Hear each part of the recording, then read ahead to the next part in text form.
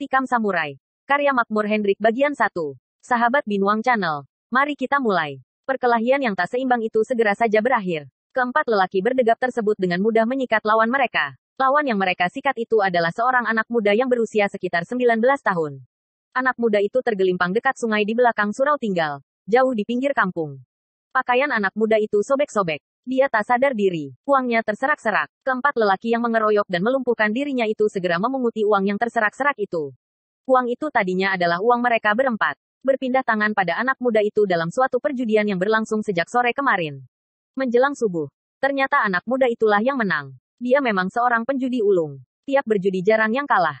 Tapi malangnya dia selalu disikat lawannya yang dia kalahkan. Perjudian hampir selalu di akhir perkelahian. Dan dalam tiap perkelahian dipastikan dialah yang kalah. Karena lawan-lawan yang dia kalahkan bersatu mengeroyoknya. Lalu selalu saja uang yang telah dia menangkan disikat oleh lawan-lawannya kembali. Termasuk juga uang miliknya sendiri. Lihat-lihat dulu orang yang akan uang lawan buyung.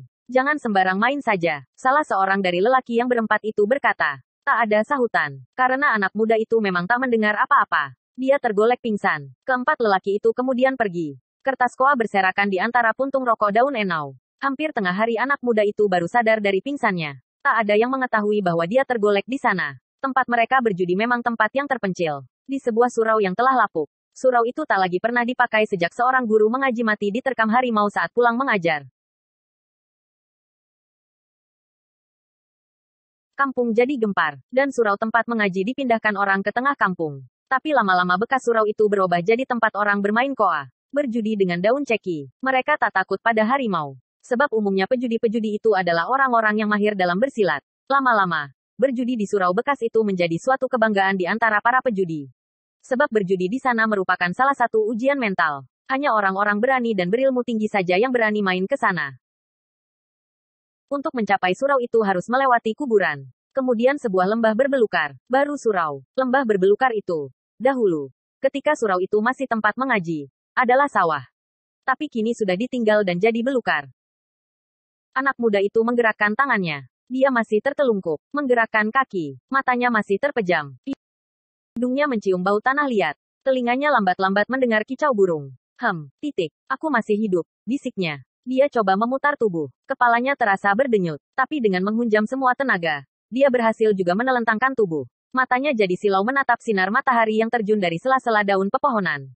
Dia bangkit, duduk dengan bersitumpu pada kedua lengannya. Menggoyang-goyangkan kepala yang kembali berdenyut sakit. Dia segera ingat pada kemenangannya menjelang subuh tadi. Tapi dia tak berniat untuk memeriksa uang di kantongnya. Tak perlu. Uang itu tak perlu diperiksa. Pasti sudah disikat orang. Dia segera mengumpulkan ingatannya kembali. Merekat sisa-sisa ingatannya sejak kemarin. Ya, kemarin senja dia datang kemari bersama 4 orang lelaki. Keempat lelaki itu dia kenal tatkala membeli jagung bakar di pasar Jumat.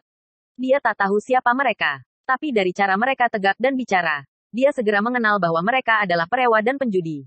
Dia kenal orang-orang jenis ini. Sebab dia sendiri adalah penjudi yang lihai. Dia ahli dalam berkoa atau main dadu. Keempat lelaki itu dia lihat tengah jongkok dekat sebuah pedati yang dipenuhi tembakau. Dia ikut jongkok, minta api. Katanya pada salah seorang yang mengisap rokok daun enau. Orang itu tak segera bereaksi. Beberapa saat dia menatap anak muda yang tiba-tiba duduk di dekatnya itu. Tapi anak muda itu acuh saja. Dan akhirnya dia memberikan rokok yang dihisapnya. Terima kasih, ujar anak muda itu seraya mengambil rokok yang tinggal puntung pendek itu.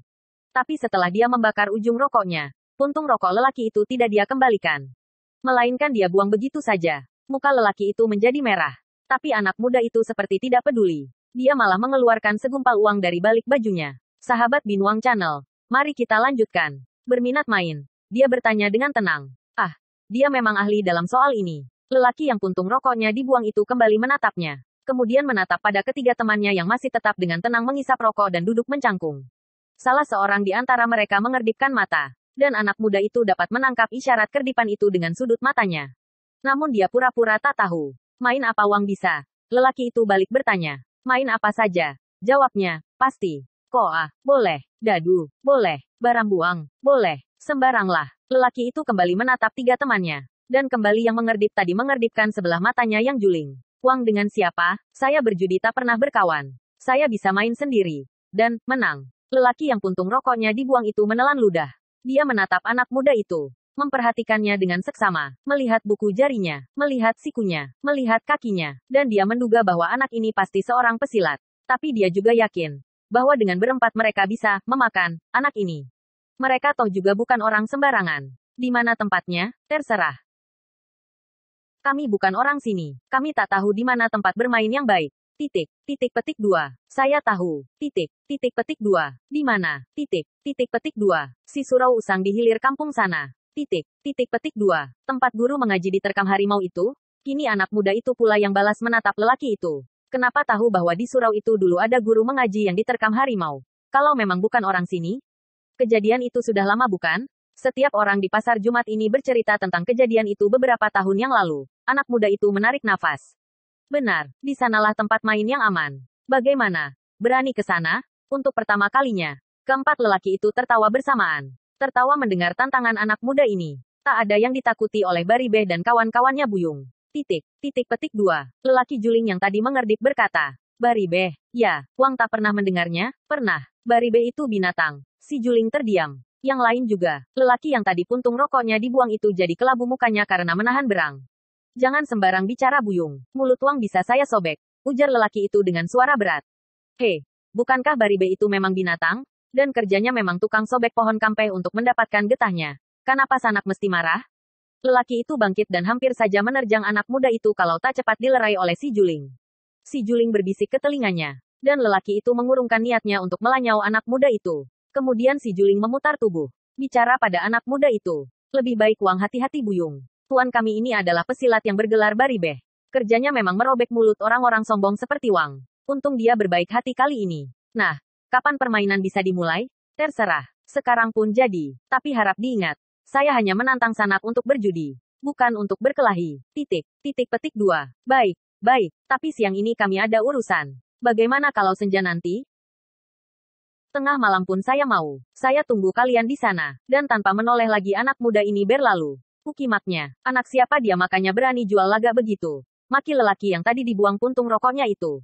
Nampaknya dia cukup berisi. Kalau tidak mana dia berani berbuat seperti itu. Berisi tak berisi. Yang jelas dia punya banyak uang. Malam ini kita sudahi dia. Hei, Wang siapkan dadu 2 pasang jul. Dadu itu selalu saya bawa. Jawab lelaki yang dipanggil Jul itu. Panggilan itu ternyata singkatan dari kata, juling. Lalu, persis ketika azan maghrib berkumandang, mereka muncul di surau usang itu. Di sana anak muda tadi telah menanti. Di bawah cahaya lampu damar yang ada di bekas surau itu mereka segera memulai permainan. Mula-mula mereka main dadu. Dadu itu sudah disiapkan oleh si Jul. Biasanya mereka tidak pernah kalah. Sebab dadu itu sudah dibuat sedemikian rupa. Hingga apa saja yang dipasang lawan, pasti bisa diputar letaknya hingga tidak tertebak. Cara memutar dadu itu pun dengan lihai dilakukan oleh si Jul yang juling itu. Kelihatannya hampir-hampir sempurna. Tapi kali ini mereka ternyata menghadapi seorang hantu judi. Mereka tidak menyangka bahwa dalam usia yang sedemikian mudanya anak ini sudah tidak terkalahkan dalam soal berjudi. Lewat tengah malam hampir semua uang mereka disikat anak muda itu. Mereka sudah pada mengantuk, tapi anak muda itu tetap seperti semula. Matanya yang sayu, mukanya murung, tetap saja tidak berubah. Tidak menunjukkan tanda-tanda kelelahan sedikit pun. Si Jul sudah beberapa kali memberi isyarat pada Baribeh untuk menghantam anak muda itu. Tapi Baribeh sendiri ragu-ragu. Masakan anak muda ini tak mempunyai simpanan, agak sedikit. Artinya, anak muda ini paling sedikit tentu pandai bersilat. Sebab mustahil dia akan berani sendirian saja kalau tak ada kepandaian apa-apa. Hanya kini yang menjadi bahan pertimbangan mereka adalah silat apa yang dimiliki dan jadi andalan anak muda ini. Kumango, Pan Mian, Lintau, Starlak atau Pauh, atau Sunwa dan Silektuo yang terkenal itu, tak ada jawaban yang pasti. Anak muda itu tetap saja meraih kemenangan demi kemenangan. Ah, kita istirahatlah sebentar, si Baribeh berkata. Boleh, berhenti pun juga boleh. Anak muda itu menjawab seenaknya. Muka Baribeh dan teman-temannya jadi kelabu mendengar jawaban itu. Berhenti kata Wang, adat di mana Wang pakai buyung. Berhenti di saat orang lain kalah. Si Jul bertanya dengan nada tak sedap. Tapi anak muda itu tetap cuek. Malah dengan tenang pula dia balas berkata. Tak ada adat apa-apa dalam berjudi ini sanak. Kalau mau main terus juga tak apa. Tentu kalau kalian masih punya duit. Saya khawatir kalian akan pulang dengan celana dalam saja. Dan sambil mengulum senyum. Anak muda ini mengelaikan diri ke tikar pandan usang yang mengalas lantai surau itu. Baribeh menggerutu panjang pendek. Tapi dia juga mengelaikan tubuhnya. Pelita kecil yang menerangi ruangan surau itu bergoyang-goyang kena angin lemah yang masuk dari sela-sela lubang di dinding. Si Juling dan Baribeh mulai sama-sama berpikir. Bagaimana kalau lampu ini dimatikan? Kemudian mereka hantam anak muda itu. Dan uangnya mereka sikat. Uang anak muda ini ternyata banyak sekali. Ada 3 kali sebanyak yang dia perlihatkan di pasar Jumat pagi tadi.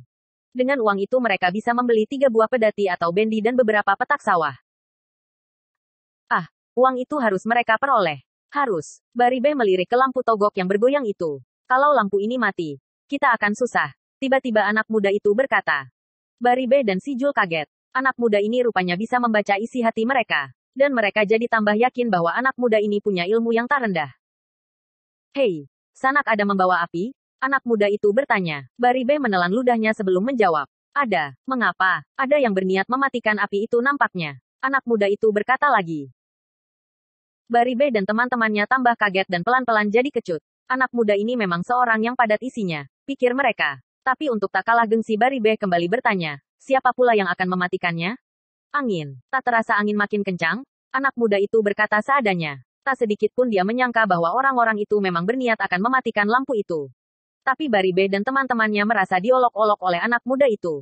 Mereka merasa disindir. Karenanya mereka memilih diam saja. Diam dengan hulu hati yang amat pedih saking menahan berang. Menjelang subuh mereka bangun dan main lagi. Kali ini main koa. Tapi sialnya, anak muda itu menang terus. Terus dan terus. Akhirnya keempat lelaki itu memang tinggal celana kotok saja. Semua pakaian mereka, termasuk keris dan pisau serta korek api, habis tergadai kepada anak muda itu.